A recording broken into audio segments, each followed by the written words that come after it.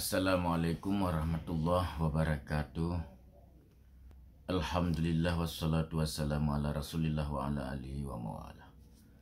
Pemirsa yang dimuliakan Allah, pada kesempatan pagi ini kita akan berbicara menyangkut tentang doa. Mendoa atau memohon kepada Allah adalah inti daripada sebuah ibadah. Umat Islam dengan tidak pandang derajat dan pangkat, semuanya diperintahkan supaya banyak-banyak mendoa kepada Allah siang dan malam. Orang yang selalu mendoa seolah-olah munajat, berbicara dengan Allah, berbisik dengan Allah dengan memakai kata-kata yang sopan, yang merendah, sebagai keadaannya orang-orang miskin yang meminta kepada orang-orang kaya. Kedudukan doa sangat tinggi dalam ibadah Islam. Orang yang tidak mau mendoa adalah orang-orang yang sombong, yang menganggap dirinya lebih tinggi, lebih pandai, lebih kaya daripada Allah. Karena itu, mendoa dengan khusyuk dan tawadhu sangat dianjurkan oleh agama Islam. Ayat-ayat dan hadis-hadis yang menganjurkan supaya manusia mendoa kepada Tuhan sangat banyak. Sehingga kalau disebutkan satu persatu sungguh memakan masa yang cukup panjang dan menghabiskan waktu yang cukup lama. Akan tetapi pada kali ini kita akan menyebutkan sedikit dalil tentang berdoa. Yang pertama, firman Allah Subhanahu wa taala dalam surat Al-Mu'min ayat 60. Ud'uni astajib lakum. Doalah olehmu kepadaku, niscaya aku perkenankan akan permintaanmu. Tuhan berjanji akan memperkenankan doa hambanya, akan tetapi ia tidak menetapkan waktu kapan diperkenankannya. Yang jelas Allah akan memperkenankan doanya. Dalam ayat yang lain surat Al-A'raf ayat 55 Allah berfirman, Ud'u rabbakum tadarruan wa khufyatan. Mendoalah kepada Tuhan dengan merendah diri dan dengan suara hati yang lembut tersembunyi. Dalam ayat ini Tuhan menyuruh sekalian manusia supaya mendoa, memohon dan meminta kepadanya dengan merendah diri, dengan suara hati yang lunak lembut yang terbit dari lubuk hati yang dalam. Dalam ayat yang lain surat Al-A'raf ayat 29 Allah berfirman, Wadu'uhu mukhlishina lahuddin. Dan mendoalah kepada Tuhan dengan mengikhlaskan ibadah hanya untuknya. Dalam ayat ini Tuhan memerintahkan agar sekalian manusia mendoa kepadanya dan mengikhlaskan doa itu hanya untuknya. Dan juga dalam surat Al-Baqarah ayat 186 Allah berfirman, Wa iza sa'alaka ibadi anni fa inni qaribun ujibu da'watad da'i iza da'ani. Dan apabila hambaku bertanya kepadaku, hai Muhammad, tentang aku, maka katakanlah kepada mereka bahwa aku adalah dekat kepadanya dan aku akan memperkenankan doa orang-orang yang meminta kepadaku. Dalam ayat ini, selain Tuhan menyuruh supaya sekalian orang mendoa kepadanya, juga ia menerangkan bahwa Tuhan itu dekat kepada mereka dengan arti selalu mendengar doa-doa mereka dan selalu akan memperkenankan doa-doa mereka itu.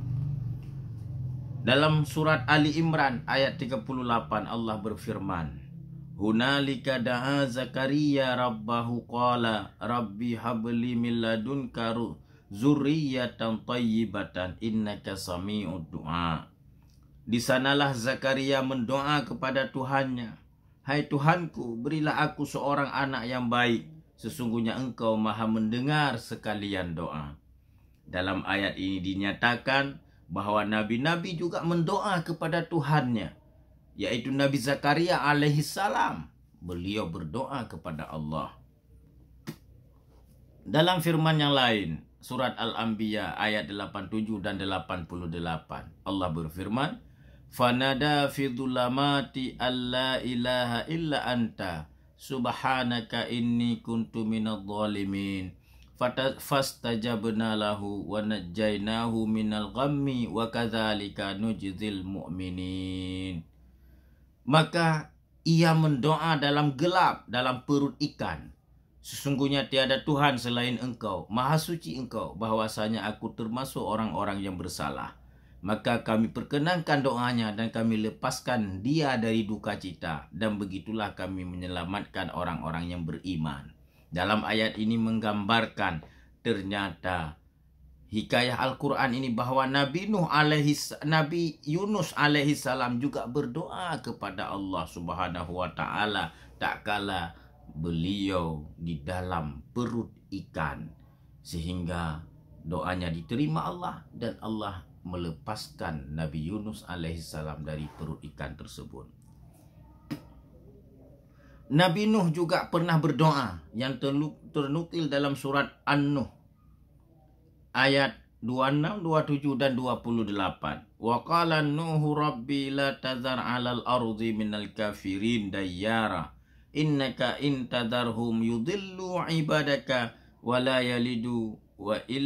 yalidu illa fajiran kaffaran rabbighfirli wa liwalidayya waliman dakhala baitiya mu'minan walil mu'minina wal mu'minat. Dan mendoa Nabi Nuh alaihi salam, "Hai Tuhanku, jangan Engkau biarkan orang-orang kafir bertempat tinggal di muka bumi ini. Jika mereka Engkau biarkan, mereka akan menyesatkan hamba-hamba Engkau, dan mereka akan melahirkan anak-anak yang durhaka dan kafir pula. Hai Tuhanku, ampunilah aku dan kedua ibu bapakku dan orang-orang yang masuk ke rumahku dengan beriman dan orang-orang yang mukmin laki-laki dan wanita."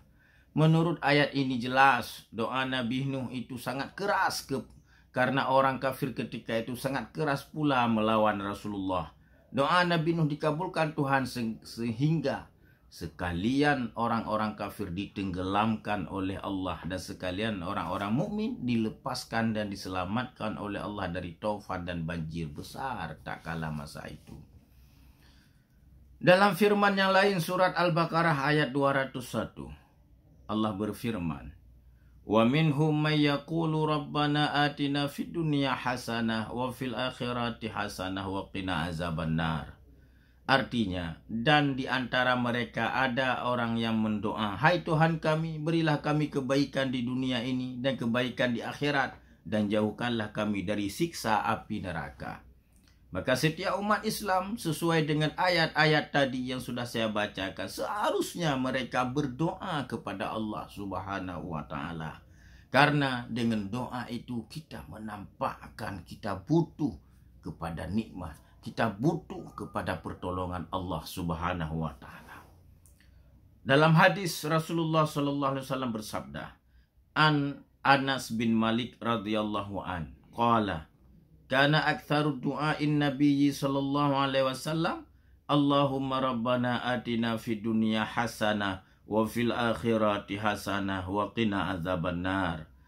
Dari Anas bin Malik radhiyallahu an beliau berkata, doa yang banyak dibaca oleh Nabiullah sallallahu alaihi wasallam, "Hai Tuhan, berilah kami kebaikan di dunia ini dan kebaikan di akhirat, dan jauhkanlah kami dari siksa api neraka." Hadis riwayat Imam Bukhari dan Muslim dalam kitab Sahih Bukhari juzuk 4 halaman 79. Maksud hasanah kebaikan di dunia ialah harta benda dan hasanah di akhirat ialah fahala. Maka maksud doa ini ialah meminta diberi harta benda di dunia dan fahala di akhirat sehingga terjauh daripada api neraka. Setiap orang Islam harus mengikuti Nabi, yaitu memperbanyak membaca doa macam ini demi keselamatan dunia dan akhirat. Dalam hadis yang lain, Anil Barra ibni Azibin anna Nabiyya sallallahu alaihi wasallam ausa rajulan faqala idza aradta madja'aka faqul Allahumma aslamtu nafsi ilaika wa fawwadtu amri ilaika wa wajjahtu wajhi ilaika walja'tu dhahri ilaika raghbatan wa rahbatan ilaika la malja'an wala manja minka illa ilaika. Artinya, dari Bara' bin Azib bahwasanya Nabi Muhammad SAW menyuruh seorang laki-laki supaya berdoa. Beliau berkata, apabila engkau hendak tidur maka ucapkanlah doa. Ya Allah, aku serahkan diriku kepadamu. Aku hadapkan tubuhku kepadamu. Aku serahkan urusanku kepadamu. Aku sandarkan punggungku kepadamu. Dengan keinginan dan ketakutan yang cukup kepadamu. Tidak ada tempat berlindung melainkan kepadamu. Aku percaya pada kitab-kitab suci yang engkau turunkan dan kepada nabi-nabi yang engkau rasulkan. Hadis riwayat Bukhari. Lihat Fathul Bari juzuk 13 halaman 362. Inilah doa yang diajarkan oleh Nabi kita Muhammad SAW untuk dibaca oleh sekalian umatnya kalau hendak tidur di malam hari. Doa ini memperlihatkan bagaimana tawakalnya setiap orang mukmin kepada Allah Subhanahu wa taala. Dalam hadis yang lain Rasulullah bersabda, An Ibni Abbas, kana Nabiyyu sallallahu alaihi wasallam iza qama minal laili yatahajjadu qala, Allahumma lakal hamdu anta nurus samawati wal ardi wa man fihinna walakal hamdu anta qayyimus samawati wal ardi wa man fihinna walakal hamdu antal haqqu wa wa'duka haqqu wa qawluka haqqu wa liqa'uka haqqu wal jannatu haqqu wan naru haqqu was sa'atu haqqu wan nabiyyuna haqqun wa Muhammadun haqqun. Allahumma laka aslamtu wa alaika tawakkaltu wa bika amantu wa ilaika anabtu wa bika khasamtu wa ilaika hakamtu faghfir li ma qaddamtu wa ma akhartu wa ma asrartu wa ma a'lantu antal muqaddamu wa antal muakhiru la ilaha illa anta. Artinya dari Ibnu Abbas beliau berkata, adalah Nabi Muhammad SAW apabila bangun tidur bersungguh-sungguh mendoa. Apa doa? Ya Allah, puji-pujian untukmu. Engkaulah yang menjadikan langit dan bumi dan sekalian isinya. Engkaulah yang hak, janjimu adalah hak, perkataanmu adalah hak, menemuimu hak, surga itu hak, neraka itu hak, hari kiamat itu hak, nabi-nabi hak, Muhammad hak. Ya Allah, kepadamu saya menyerah, atasmu saya tawakal, saya percaya kepadamu, padamu saya akan kembali, bersama engkau saya tegak berhujjah, kepadamu saya minta hukum, ampunilah dosa saya yang terdahulu, dosa yang kemudian, dosa batin, dosa lahir, engkaulah yang mendahulukan dan yang mengemudiankan, tiada Tuhan selain engkau. Hadis riwayat Imam Bukhari, Fathul Bari juzuk 13 halaman 366.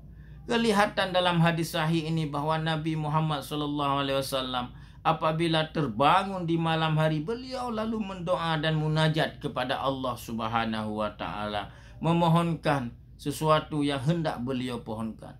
Kita umat Islam seharusnya lah mengikuti jejak Nabi kita, yaitu dengan jalan mendoa dan munajat kepada Tuhan apabila kita bangun malam hari atau pada ketika sudah melaksanakan sembahyang tahajud malam hari.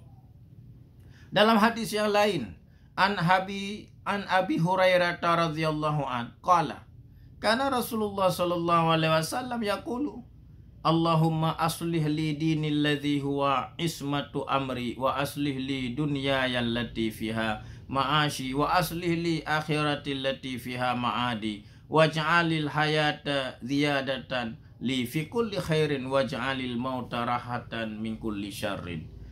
Artinya dari Abu Hurairah beliau berkata, adalah Rasulullah SAW mendoa, ya Allah, kukuhkanlah agama saya yang menjadi benteng dalam urusan saya, kukuhkanlah keduniaan saya yang menjadi tempat hidup saya, baikkanlah akhirat saya yang menjadi tempat kembali saya, jadikanlah yang baik-baik dalam kehidupan saya, dan jadikanlah mati itu tempat yang senang bagi saya dan tempat yang bebas dari sekalian kejahatan. Hadis riwayat Imam Muslim juzuk 2 halaman 482. dan dinukil oleh Al-Azkar pada halaman 348. Demikianlah dan cukuplah rasanya sedemikian kami sampaikan hadis-hadis dan ayat-ayat yang bertalian dengan doa-doa. Adapun doa-doa yang pernah diajarkan oleh Rasulullah kepada umatnya, yang pertama doa istikharah, yang kedua doa dalam kesusahan, yang ketiga doa pada ketika dalam kecelakaan, yang keempat doa untuk mengalahkan syaitan, yang kelima doa ketika dalam peperangan, yang keenam doa kunut subuh dan kunut nazilah, yang ketujuh doa selesai sembahyang 5 waktu, yang kedelapan doa pada ketika dalam sembahyang, yang kesembilan doa waktu sore dan waktu pagi, yang ke-10 doa malam hari, yang ke-11 doa akan tidur, yang ke-12 doa bangun tidur, yang 13 doa habis mendengar azan, yang ke-14 doa pagi-pagi untuk menjaga harta benda sampai sore, yang ke-15 doa pada ketika matahari terbit, yang ke-16 doa pada ketika matahari terbenam, yang ke-17 doa ketika ditimpa bala, yang ke-18 doa ketika dipatuk ular, yang ke-19 doa ketika kematian, yang ke-20 doa untuk mukmin dan mukminat yang telah wafat, yang 21 doa pada ketika mengangkat jenazah, yang ke-22 doa ketika memasukkan jenazah ke liang lahat, yang ke-23 doa ketika gerhana bulan dan gerhana matahari, yang ke-24 doa meminta hujan, yang ke-25 doa ketika angin berhembus, yang 26 doa pada ketika turun hujan, yang ke-27 doa sembahyang hajat, yang 28 doa habis berbuka puasa sore, yang 29 doa ketika iktikaf, 30 doa ketika di atas kenderaan, 31 doa ketika akan musafir, 32 doa sehabis membaca Al-Quran, 33 doa khatam Al-Quran, dan 34 doa yang lain-lainnya. Masih banyak yang tidak mungkin saya sebutkan satu persatu lagi di sini. Maka pemirsa yang dimuliakan Allah, teruslah berbanyak doa, berharap kepada Allah agar kiranya Allah perkenankan doa kita di dunia dan di akhirat, agar Allah memperkenankan kebahagiaan dunia untuk kita. Rabbana atina fid dunya hasanah wa fil akhirati hasanah wa qina azabannar, dan kita terbebas daripada api neraka. Ma'asyiral muslimin, saudaraku semua, hamba yang fakir ini, wabillahi taufiq wal hidayah. Assalamualaikum warahmatullahi wabarakatuh.